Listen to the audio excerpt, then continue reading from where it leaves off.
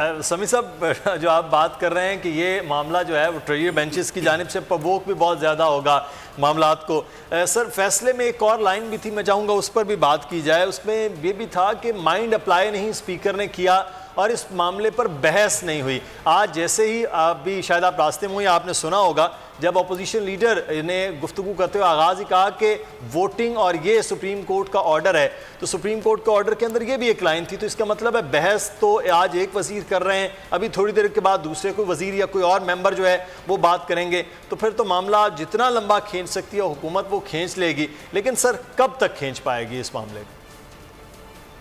नहीं, देखिए, ये हुकूमत ये नहीं चाह रही कि वो अदम एतमाद की वोटिंग पर होगी नहीं कभी, या वो ये समझते हैं कि इस तरीके से वो अपना इक़्तिदार बचा लेंगे। देखिए, दो पॉइंट हैं। सदारती रेफरेंस पहले आया, ये जो 163A के हवाले से था, उसके बारे में सुप्रीम कोर्ट ने कोई नोटिस नहीं लिया, कोई फैसला नहीं किया। फिर जो सिंध हाउस के जो मनाजर थे या पंजाब में जिस तरीके से खरीदो फरोख्त हो रही है, सुप्रीम कोर्ट ने उसका कोई नोटिस नहीं लिया। तो आज जो ट्रेजरी बेंचेस हैं बुनियादी तौर पर, वो ये जो अब इनकी हमें नज़र आ रही है हिकमत अमली, जब तक वो 163A का फैसला सुप्रीम कोर्ट नहीं करेगी, इनकी कोशिश होगी कि हम इसको लिंगर ऑन करें और इस पर वोटिंग ना करवाएं। और फिर स्पीकर साहब जो हैं बेसिकली वो ये बताना चाहेंगे, ये ट्रेजरी बेंचेस ये इस्टेब्लिश करना चाहेंगे कि जो सुप्रीम कोर्ट है वो पार्लियामेंट को इस तरह डिक्टेट नहीं कर सकती। तो डिफाइंस जो है, क्योंकि इट इज़ ये तो अब आ गया ना, मुकाबला आ गया कि पार्लियामेंट के क्या राइट्स हैं सुप्रीम कोर्ट के। सुप्रीम कोर्ट ने तो बिल्कुल ऐसे ऑर्डर दिया जैसे उन्होंने किसी असिस्टेंट कमिश्नर को ऑर्डर किया कि ऐसे उठो, ऐसे बैठो, ये करो। तो पार्लियामेंट जो है ये आज बताएगी कि जनाब ये हम वो लोग नहीं है कि जो आप, ये हमारा इस्तेहकाक है, पार्लियामेंट सुप्रीम है, ये लोगों के नुमाइंदों पर मुश्तमिल है और आप ये इसको इस तरीके से इसकी आज़ादियाँ नहीं आप ले सकते। तो ये दो इंस्टीट्यूशंस में इख्तियारात की भी एक आप इसको इस तनाजुर में भी देख सकते हैं। ठीक है, बिल्कुल सही।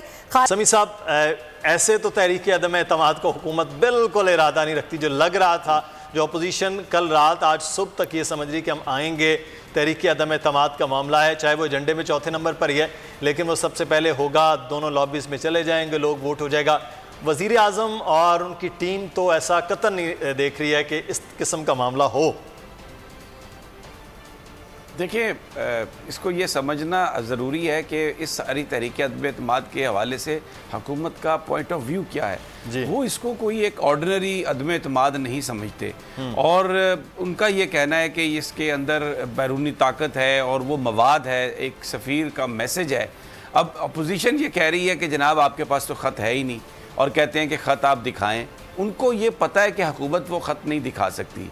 उसकी वजह ये नहीं है कि कोई वहाँ से कोई केबल आया नहीं, इसको हम टेक्निकल लैंग्वेज में साइफर कहते हैं। देखिए, जो बैरून मुल्क से जो हमारे सफ़ीर भेजते हैं सारी कम्युनिकेशन, वो भेजते हैं कोड्स में। अब अगर वो ख़त आप सामने लेके आएँ तो फिर वो सामने रखेंगे तो आपको ये बताना पड़ेगा कि ये जो वर्ड लिखा हुआ है, ये जो कोड है, इसका क्या मतलब है, इसका क्या मतलब है, इसका क्या मतलब है।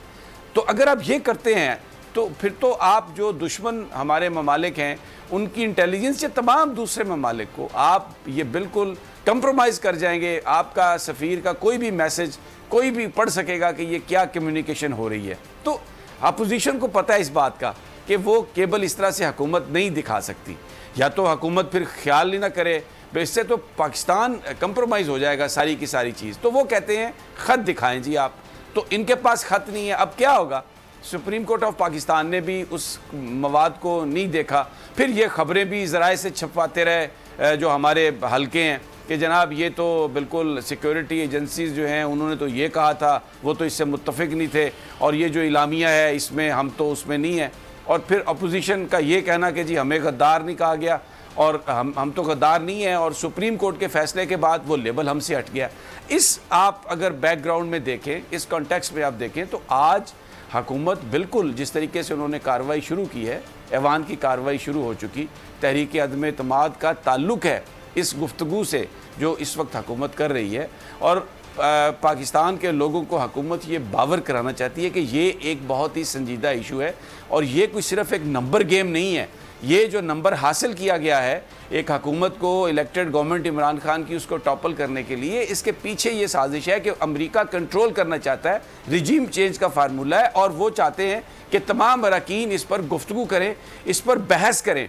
और दूसरा, मैंने पहले भी आपसे अर्ज़ किया, ये जो ऑर्डर है सुप्रीम कोर्ट का, इसमें बहुत सारे जो लॉ एक्सपर्ट्स हैं उनको इस पर उनका ये कहना है कि शायद जिस तरीके से डिप्टी स्पीकर साहब ने उस दिन अपनी रूलिंग दे दी अपोजिशन को सुने बगैर, तो बहुत सारे और ऐसे नुकात हैं जिनका अहाता सुप्रीम कोर्ट ऑफ पाकिस्तान के इस फैसले में नहीं है और उसकी वजह से क्वेश्चनिंग हो रही है।